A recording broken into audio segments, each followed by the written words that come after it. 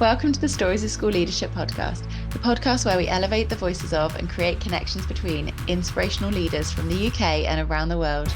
I'm Emma Lurie, and thank you for joining me as I share these journeys, inspirations, and stories of education, leadership, and life.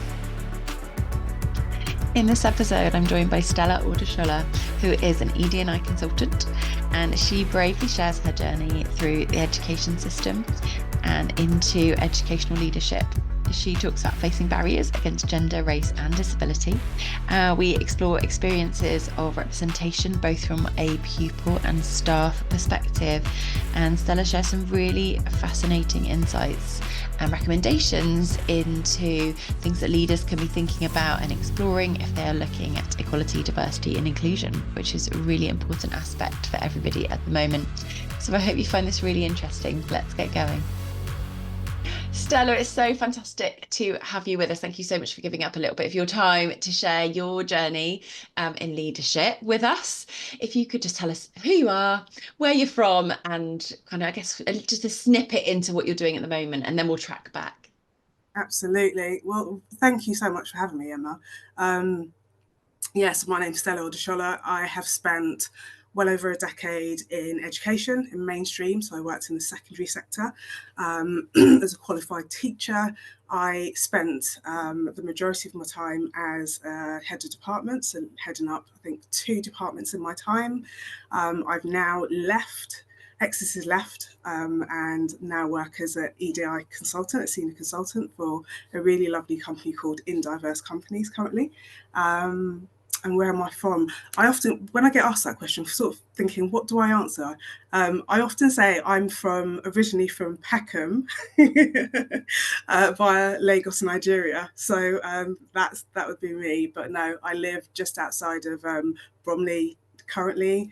In the slightly leafier part, so a far cry from my old days in Peckham, where I grew up. Oh, thank you.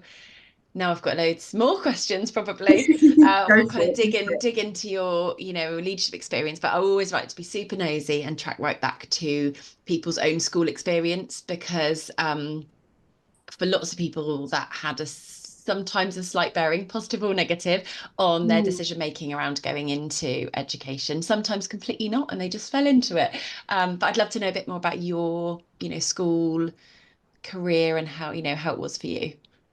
Yeah, I think for me, school fundamentally was great. I loved school, absolutely loved school. Made lifelong friends whilst at school. As I mentioned at the beginning, being from sort of hailing from African background or Nigerian background, it was always drummed into us that education, education, education before anything else.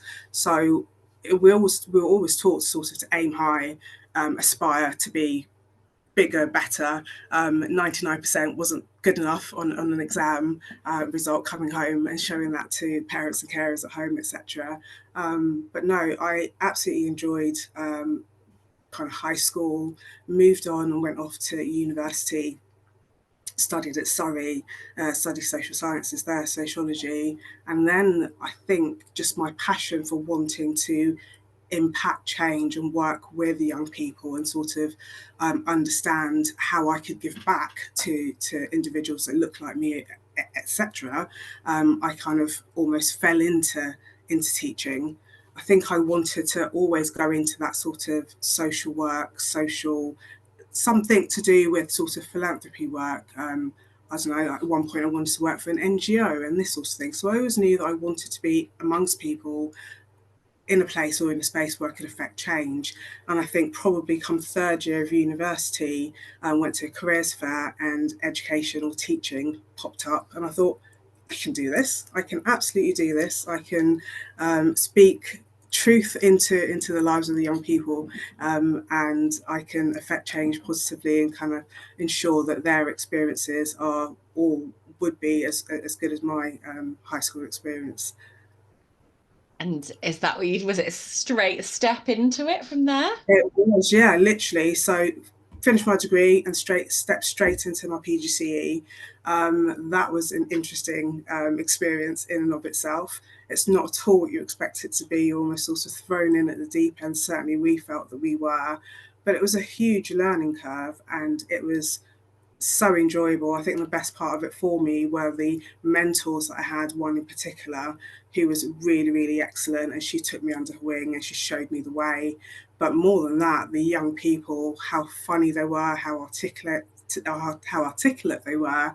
And I felt at that point, this is me, this is my calling, this is what I'm meant to be doing. I'm meant to be in this space. I'm meant to be here being a positive role model. I don't necessarily remember us having very many, if any, global majority role models throughout my education. Yeah. And I remember at the time thinking, no, this is the space and this is where you're going to affect change and really make an impact. So I just stepped straight into the PGC, straight to training, got my first job in a school in South London. Absolutely loved it. The kids were dynamic, they were bubbly, they were little terrors at times, but they were great. They were great, and I was ambitious. I was young. I wanted to do this and that, be a head of department, even ascend to senior leadership, the whole lot. And then life happens, and you get married, you have kids, and you kind of juggle all of that. But throughout the time, I've always known it was the place for me. Yeah, absolutely. Amazing. I was going to ask you actually once now, and you touched upon it there around seeing that difference between how you felt at school in terms of representation, and I guess seeing yourself in whether that was leaders, I suppose. I don't know whether you can remember feeling, that you had that representation in terms of, I guess, the literature that you were exposed to when you were at school. But I guess you'd kind of touched upon that idea that once you got yourself into being an educator and stepping those stones, you kind of saw the disparity there.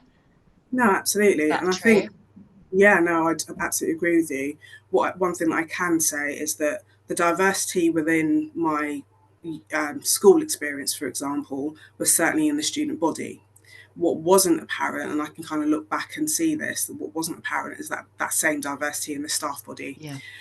That did not exist for us. And so when you speak about diverse representation by way of text, curriculum, and so on and so forth, that just didn't exist. We probably just followed what was the national curriculum at the time. I do remember one diverse book that we would have read in English, and it was Roll of Thunder, Hear My Cry. But beyond that, did it look anything like the curriculums that I and colleagues are trying to foster and create and ensure that things were embedded? Absolutely not. So never saw that, never had that representation. And I wonder if now in hindsight that was the motivation. It was to ensure that I was that for the young people in my care. Yeah. And you mentioned about, I guess, that decision around teaching at that careers fair, thinking, oh, this is something I could do.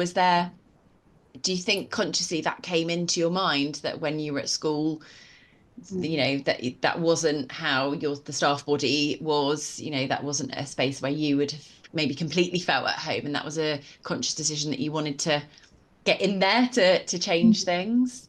I don't know if that was the initial thought when I signed on the dotted line. I'll just do it. That sounds Yeah, I just great. not the initial thought when I signed up for more student debt, but I think it Oh, was yeah, there you go. But I think it was very, very apparent when I got into the classroom. As I say, my first school was in Croydon in South London, and it was very, very diverse, as you can imagine, in terms of the student population.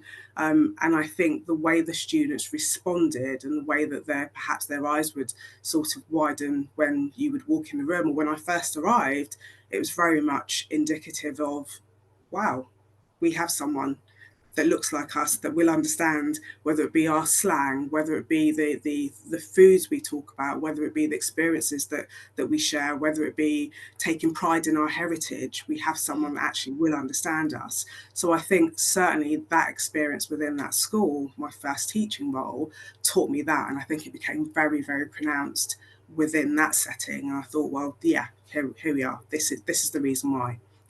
Important to do it. So, what happened in terms of steps into leadership? So you kind of talked about the leading departments. Was that something you applied for? Was that something had some people fall into it? What was that like leap like for Yeah, you? so when I initially, for me, it was, you're gonna you want to do this, you want to do that. But I think when it came to being head of department, it wasn't something that I was sort of sought out for. It was a role came up within the school, and I applied for it when someone else was on their way out. So I essentially took over from a really excellent head of department that I had, who was a really great mentor, actually. So when she had decided that she was no longer continuing in the role, I think, if I'm correct, I applied for that role and continued sort of leading the department in the way that I knew best and I'd been kind of trained up to do. So what I would say is that, yes, were there instances where there were particular individuals or people being kind of sought out, and as you know, people thinking, not thinking, but people you all know have been sort of earmarked for a role. Was that happening? Yes, certainly. It wasn't the case for me. It was a simple case of applying and then being given the role and then stepping into it and thinking about how I could make it work for me. And when you think about, I guess that was this at the same school? Was it your experience through the same in the No, same so I think or no, I different? hadn't actually. Yeah, it was a different school. So at this point, I'd moved over again to a secondary school. But I guess being sort of 20 something and really ambitious, I moved to school with a sixth form because in my mind, I wanted a breadth of experience. Yeah. I wanted to, when I ruled the world, I wanted to know that I'd had a bit of experience here, there, and everywhere. So I moved to a new school. The demographic of the students were completely different, so that took some adjusting. But nevertheless, again, still really bright, articulate, dynamic young people. So the kind of shift wasn't necessarily an issue, but it was in a completely new school, where I actually was aspiring then to be a head of department, but do so and get the experience at secondary. Sorry, not just secondary, but also A levels and so on and so forth. Yeah. Yeah. And how was it? How did you find kind of leadership and things that I guess were challenging or motivating? What was that experience like? I think I would say it was a mixed bag. Um, the closer you got to the closer you got to leadership, the more influence you could have over your curriculum, over the content, as long as you're working within the guidelines. So I taught philosophy and ethics for a number of years, religious studies, philosophy and ethics. As long as you worked within the guidelines of what was prescribed by the local authority, there was huge opportunity to explore a variety of topics. And so leadership allowed me to be able to kind of bring in conversations around race, around LGBTQ plus and so on and so forth, and kind of speak on those matters, but bring it to students from a religious perspective. So we're not here to convert, I'd always say, but we're here to ensure that you understand what tolerance looks like, what belonging looks like, and what faith looks like for different individuals and so on and so forth. So it definitely gave me the flexibility and ability to speak about topics that our students weren't necessarily going to be speaking about in their maths and English lessons, for Yeah. example. So it did give me that. So I had the autonomy to largely do as I wanted with that part.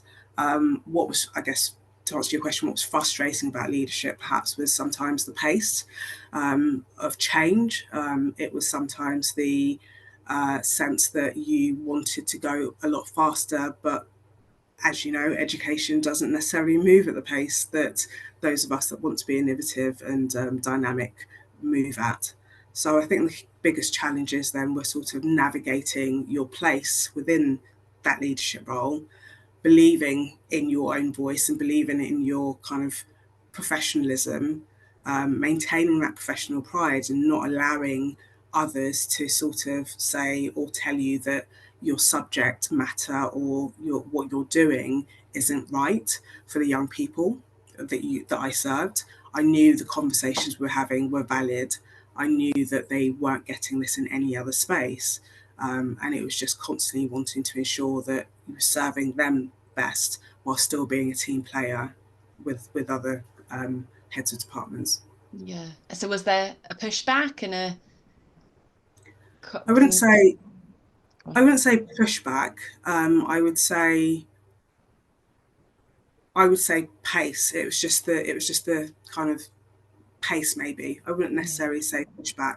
I think what we were able to do was within the department and the great individuals that I worked with the entire time, we were able to kind of put our heads down, keep our heads down, navigate the storms of Ofsted inspections and curriculum changes and so on and so forth, as long as we got the results we needed to, which we did. We would often get really top results.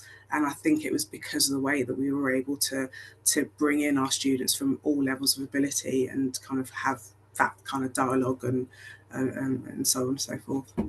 I guess that level of autonomy so important to Mm-hmm. to feel that you're doing a really great job and to be motivated by the work that you're doing. And I think what we hear a lot at the moment, and I don't know if this is the same in kind of where you're working with others, is that there's a lot of frustration around the autonomy that seems to have been taken away, or lots of people feeling quite squashed by the curriculum expectation, the finances, Mm-hmm. accountability. I mean, that's such a big one. So it certainly feels like there's been a shift, over the years. It's getting maybe harder and harder for leaders to be completely autonomous, make those big, brave decisions that shouldn't really be brave, but because you're going maybe against something or making a decision that doesn't sit completely within, the remit of the curriculum, for example, then it feels a bit braver.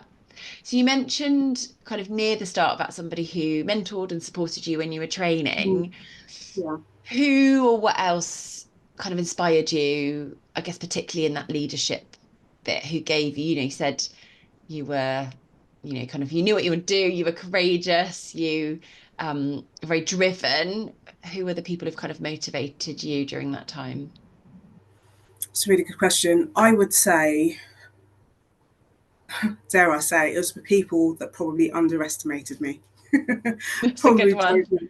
Yeah, the people that underestimated me. Because I think that what you would often find is that you do really great work, and you'd kind of, having been at these, certainly the school that I was at for many years, you built up a reputation then of being someone who delivered for the young, for the students, for the school in terms of results, managed your budgets well, and did whatever you needed to.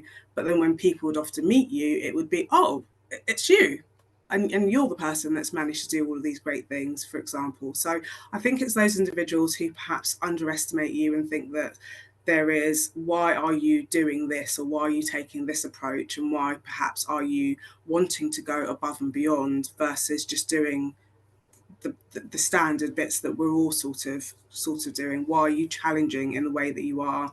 What more do you want other than just to kind of do the business of teaching and learning and then sort of moving on? So I think they certainly would have. The lady I mentioned when I did my initial teacher training, or my PGC at the time, she was like a mother figure for me. I lived away when I did my PGCE, and at the time she found me accommodation. Um, she found me accommodation, and she essentially just kind of mothered me into, threw me in at the deep end, but mothered me into understanding how to kind of navigate this space. She was of African heritage. I think she was a Ghanaian lady, and she was working out in a school in Woking where I trained. So I think she was very acutely aware of being the only one in that space, and wanted to ensure that I did the best I possibly could, because I think for her, when you get the results, then everything else is overlooked, and you aren't penalised for other areas that you might be penalised for. So this is how you learn, this is how you teach, this is just me throwing you in at the deep end and asking you to swim. And I think I took that away from teacher training, and kind of went head first into my first and then second teaching role. That's really special, isn't it, to have somebody who you can aspire to see, that they, yeah, can kind of give you that courage to make those bold leaps, I suppose. And yeah, I would completely resonate with the idea that people say you can't. You think, oh, I will show you I'll tell you. that I I wonder if can. I wonder if it's a Leo thing. It's that, tell me I can't and I'll show you I can, bigger and better. There you go. Absolutely. So I'd love to hear a bit more about, kind of what happened next for you in leadership. So I know, you said right at the start, you're not, school setting at the moment, you work for an organization. So how did that transition happen for you? I think again it was another bold and inspirational female colleague. So I worked at the school for my second school for 15 years. So I transitioned from head of department and took on an additional TLR as the ED&I lead for the school. And for 2 years, we did fantastic work. It was the first time the role had been advertised or was available post 2020, the events that happened in 2020, when many schools were kind of trying to improve their racial equity work within schools. I applied and I secured that post. And I essentially worked with the school, with colleagues to bring about change and dialogue and conversations that we hadn't ever had in the school around racial equity, around inclusion, belonging, and so on, safe spaces, and so on and so forth, staff training, etc. And again, it was another female member of staff who started at the school and just said, I've never seen this before. I've never seen a school that take this so seriously and have gone as far as appointing someone to this role. As much as I wouldn't want to lose you, you were really talented and perhaps you should really think about doing this full time. And I think for me, it was just that affirmation, or even not affirmation, confirmation that not only have I kind of succeeded with teaching and learning and done a really good job, a solid job, a consistent job there, but I've managed to do that also in this ED&I space, a space that I'm really passionate about and a space that requires people, change makers essentially. And as I say, she was saying to me, yeah, we don't want to lose you, but consider your position here. And so, as I said, I'd spent 15 years at the school. I'd had a family through that time. And you know that, you know, when, I wouldn't say you know when you're not wanted, you know when you've come to the end of the road. You know when perhaps those offers for additional promotion or additional responsibilities aren't coming your way. You know actually when leadership or head teachers are saying, actually, which was really positive. My head at the time had seen a really amazing opportunity as an EDI lead for a local authority. And she said, you'd be amazing for this. Do you want to consider it? It was out of borough. It wasn't feasible with a young family. But I just realised that I wasn't going to continue making the progress I wanted to in this space. I was being told that I was really good doing it. And did you want to consider other alternatives outside of teaching or just stay here? And I did think to myself, yeah, you're absolutely right. Do you want to consider opportunities outside of teaching? Are there any other places or ways that you can affect change in leadership? So I think for me, it was kind of the recognition that leadership doesn't just look like leading from the front, from the classroom, in front of young people, but leadership can also look like exiting the classroom and leading from the front as a governor, as a trustee. So these are other roles that I currently work within, but leading can look like leading and being a specialist in this area also that you're clearly very good at. So again, that's how I kind of pivoted out of education and mainstream into now consulting with ED&I. I love what you said about that you'd succeeded in the teaching and like leadership, because I think a lot of people who step out of working in a school in a leadership position, I think it's for some people, and I just kind of probably a real historic element is, and this is probably about all careers, isn't it? We kind of see sometimes our jobs as being our forever jobs, and that, you know, if you're in education, you're in it for forever and ever and ever. But I really love how you framed it as a real positive. That's the bit you've done, and it's absolutely sensible to make, you know, other choices. There's lots of other, you know, avenues to explore, which are leadership. And or again, I think Absolutely. sometimes when we're teachers and leaders in schools, again, we feel like we can only work in schools, we can only work with young people. And so I sort of, you know, see lots of things online around people who want to step out of teaching or move away from it. And sometimes there's a feeling around that's a failure, that you are, you know, not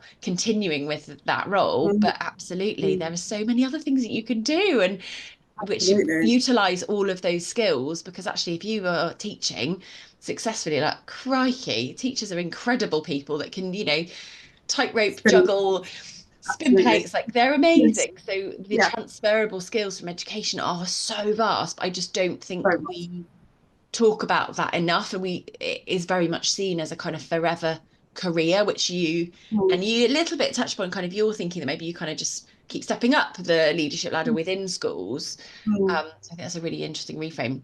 I would Yeah. really love to ask you just about your perception of that stepping up. So you kind of touched upon this idea that, you felt that those opportunities weren't coming your way. And do you, and I guess maybe not personally necessarily to you, but just understanding the context of leadership and education, you've talked about what your own school experiences are like in terms of having, diverse staff body. Do you think that's about gender? Do you think that's about race? Both? More than? Both, both, more than both. Don't get me wrong. What I'm not saying is that education and that space isn't hard work. It absolutely is. And you just described, and we've just described spinning plates and the challenges that come with not feeling perhaps that you're enough and you can step out of education and you're a lifelong educator. I think for me, it's that notion that you are indeed a lifelong educator, but that classroom doesn't need to look like the four walls of a classroom. And that teaching can happen beyond the classroom as well.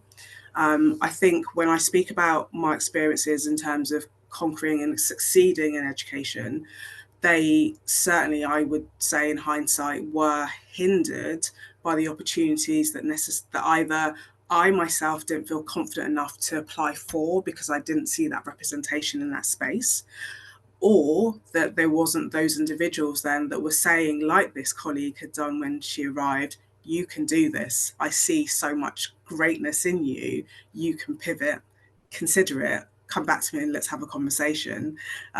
So I think it's really important that we acknowledge the barriers and the systemic barriers that exist. Yes, of course, there are those intersectional barriers. So for me, I'm a Black woman who's neurodiverse. So it's gender, it's race, it's disability, all of those things in one. And I think that, yes, were there barriers? Yes. Were there colleagues that perhaps were being pulled into roles, or roles sort of created, what felt like it, certainly, whether it was just my perception or otherwise, felt like roles were being created for them? Yeah, absolutely. What I can say is those things probably were happening, and I don't know if it's perception, but actual fact, those things continue to happen. And I think it's, what I would say is, to leaders who perhaps aren't from the global majority, is believe us when we say these things are happening, and find ways then to invite us into those spaces so that our views, opinions, contributions then can be kind of part of the narrative and can be part of the journey in creating a truly inclusive leadership structure, truly inclusive curriculum and offering in education. So yeah, I'd say it'd be all of those things, gender, race, and being barriers, and they Yeah. continue to exist today. Yeah, Yeah, and absolutely. it absolutely does happen. There's so much research and, personal experience just show absolutely it's happening everywhere, and I guess we're talking about it more now, which is positive. And thank you for sharing, because that's absolutely what we need to do. We need to take the lid off and say, yes, this is happening out there. This is something that we need to talk about and elevate the voices of everybody so we can have that better understanding. Because I think yeah, and as before we started recording, I said, I'm sitting here as I'm a female, but I'm white, and I know that I have had very different privileges that have been afforded to me. I live in Devon, it is not particularly diverse, and so for me, I'm really keen and open to learn about the things that we could be doing, should be doing differently, and the start of that is having those conversations, isn't it? And being open to learn and be asking, what is it that would help us to you know, create less barriers, no barriers, ideally, to our spaces.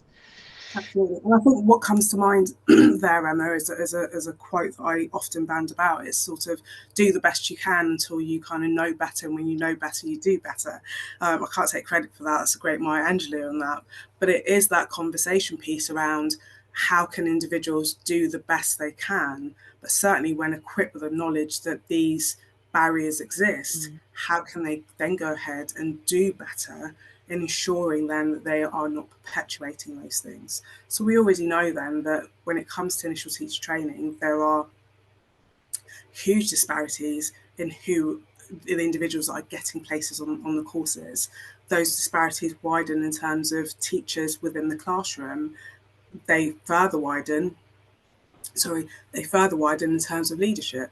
Female global majority leaders or head teachers account for less than 5% of the population. So who do people like myself look up to? Who do aspiring leaders look up to when we're just not there and we're just not being invited into the spaces? So I think for me, it's also thinking about, well, if we're not invited, then again, it's how do we get in to those spaces by different routes, and it doesn't just have to be teaching and learning. It's going into sort of governance, for example, looking at other ways in. And I love how you shared a little bit about that idea that, yeah, the leadership is widespread and that you can affect change from different points. So tell us more about what you do now, and because that's exactly what you're doing. You've said, okay, I'm going to take some different angles at this, Yeah, because you're still really passionate about affecting that change. yeah. Yeah, so I think the first thing for me was sort of the notion that let's not complain about it, let's just do something about it. So when my youngest child started school, um, again, I don't live in the most diverse, well, the school she went to was not the most diverse at all. And I think for me, it was rather than sort of complaining about it or sort of looking at it as a negative, how do you get involved? How do you get involved and ensure then that your voice is heard? How do you get involved so you understand the mechanics behind what happens within schools? So straight away, I was just thinking about, right, so how can I play my part in my community? How do I best serve underserved and underrepresented represented groups? So I straight away then applied to be a school governor. I was a school governor probably about 2 years before I was invited then to be a trustee. And now I sit on a local MAT board as their trustee, responsible for ED&I and also education and standards. And I think it's just kind of working out how you can plug into those places and utilise those skills that we become accustomed to or have become accustomed to using and spinning whilst in mainstream education. So again, it's just going back to that notion that yes, leadership can look differently to different people, and education in its traditional form doesn't have to be a lifelong thing where you're in at 20, whatever qualifying age, and you kind of retire at 65. I don't think I'd have the energy at 50 to still be in the classroom. So it's just thinking about how you can kind of pivot to that. So for me, that looked like leaving education, going into, and I spent some time in FEHE as an ED&I lead there, but predominantly, and for the last sort of, I don't know, I'd say about 7 years, I've spent time in governance and as a trustee. And again, that gives you a different perspective altogether and a different place of influence. And that's your sphere of influence then changes, your ability to then kind of be that individual in the room to signpost and to signpost and to highlight things that aren't necessarily being seen or recognised. Especially when you're the only person perhaps that might look like me or come from a global majority background or have the experience of ED&I. So that's been really good. And then I've now professionally moved full-time into ED&I as an ED&I consultant. As I say, I've only been doing that job since January, and that's been an eye-opener again in terms of the learning curve, in terms of finding your place within it, finding your voice as an expert in this field, standing in that and just knowing that, yes, you've succeeded previously and you're going to do the same in this space also. And how can you be a visible ally, but also sort of hold fast to the things that you're passionate about. I'm really passionate about anti-racism, really, really passionate about kind of driving school improvement. It's just using my voice in a different way. Amazing. So what does your day look like then? What sort of things do you do it's called In Diverse, is it the company you work for? Yeah, Yeah. that's right. Yeah. So it ranges. We've got a whole host of clients, whether it be private, public, and international clients, that we essentially do a range of work from inclusive leadership right through to staff training, charters, you name it, we do it. A lot of bits we are working on, we can't really speak on because they're still Oh yeah, sort of don't in tell the any secrets. Just public general secret. is fine. Don't we get into any trouble? but yeah, no, not at all. But no, honestly, it is really refreshing to be in a space now that you feel that you are kind of unlocking passion, capabilities, and driving change. And don't get me wrong, of course, there are those leaders who are doing this ED&I work because other people are, and they're doing this work because they feel that it's the right thing to do. It will kind of impress on their social media and so on and so forth. It kind of feeds them in a different way, not for the right reasons. And so that's disappointing when you meet and come across those individuals who just aren't in it for the right reasons. But in the main, I truly believe then that people want to do the right thing, are keen to do the right thing, and are keen to engage for the betterment of the teams and people around them. So it's all for me about that sort of creating those non-judgmental spaces, being unconditionally positive and empathetic, and just kind of driving with kind of courageous inclusivity, and asking those challenging questions. Do you think for those, I guess it's probably individuals, it's probably organizations, isn't it, who are maybe saying, putting out there that, they are working towards more inclusive spaces or, whatever it is that they are advertising, I suppose. Do you think that's mainly around a lack of understanding or quite shallow understanding about what they need to be doing? So they're just Yeah. kind of picking a couple of different elements and hoping that will be enough and not really understanding, as you've touched upon the kind of systemic issues that we currently have. Absolutely. I think it's simply just that. It's sort of, it's not doing the real work as I describe it. It's using, are they leaning on data? When asked how do we sort of win hearts and minds, when I asked that recently, I sort of said, go back to the data. What is the data telling us? What is the data telling us on a national pitch on a national front? What's the data telling us within your organisation? And then work backwards from there. If you're finding that your board is indeed, or everyone on the leadership is pale, male and stale, then actually what does that tell us about the diversity of thought and being and presence and movement and the trajectory forward, when especially from leaders who are working in and around London, which is the main kind of areas that I've worked in or lived in or schooled in, etc. If the student body or the staff body looks one way, the leadership looks another, that's there's a problem there. Yeah. There's a problem, and if you can't see that, then that's in and of itself a problem. So not looking at the data, not looking at what sort of I don't know, the reports that are coming out all the time from think tanks like the Runnymede Trust and so on and so forth. Not doing those things, I think, is detrimental to the progress of us all.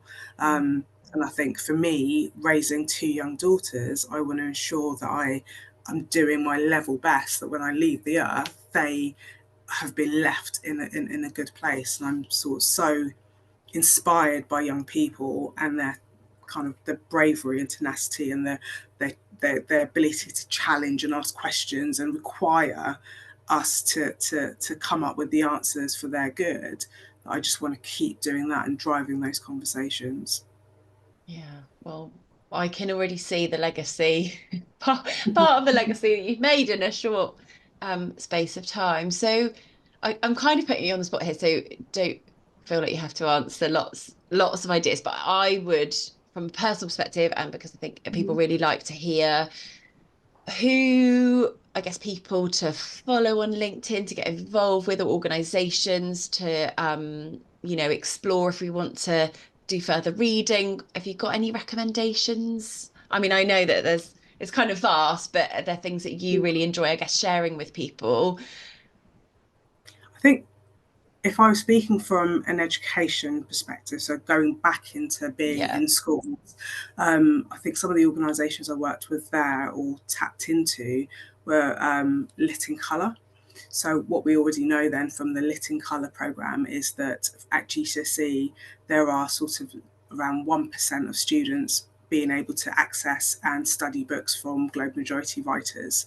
So the Lit in Colour programme that I worked on or facilitated kind of bringing into the school then was this program to get diverse books into schools and onto the curriculums.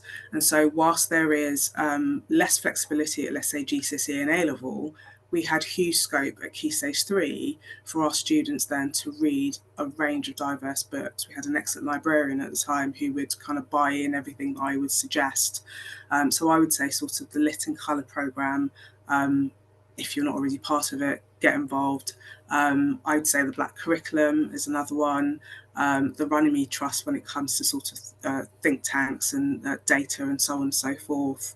When it comes to governance, I think just if you are able to and you can get involved at those local levels in terms of finding out what's really going on behind the scenes within schools, not because you want it to look great on your CV and kind of take up your volunteer hours, but really because you have a vested interest in not only your child's progress, but also the progress of all the kids at school. So get involved. For example, I'd probably go back to, I was on a call with the National Black Governors Network last week. So get involved with organisations like them in terms of, again, if you come from a global majority background, because I guess my view would be, again, it's just that how I've been raised, isn't it? It's not complain about it, just do something about it. So if that representation doesn't exist, if you're not happy with the curriculums, if you're not happy with how things are working, operating, the lack of representation, if you have that lived experience, if you can create inclusive spaces, if you're able to have meaningful conversations with leaders in those spaces, get involved in governance, get involved as a local school governor, for example.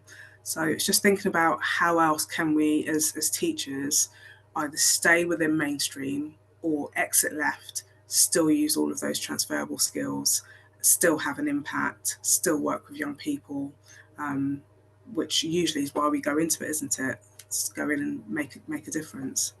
Absolutely. Stella, thank you so much for your time. It's been really incredible to speak to you and hear your experiences. And yeah, like you said, if as many people possible are making those decisions to step in and make some change, then the needle will shift. Like we will step forward and things will move along. It's just taking everybody to make those decisions.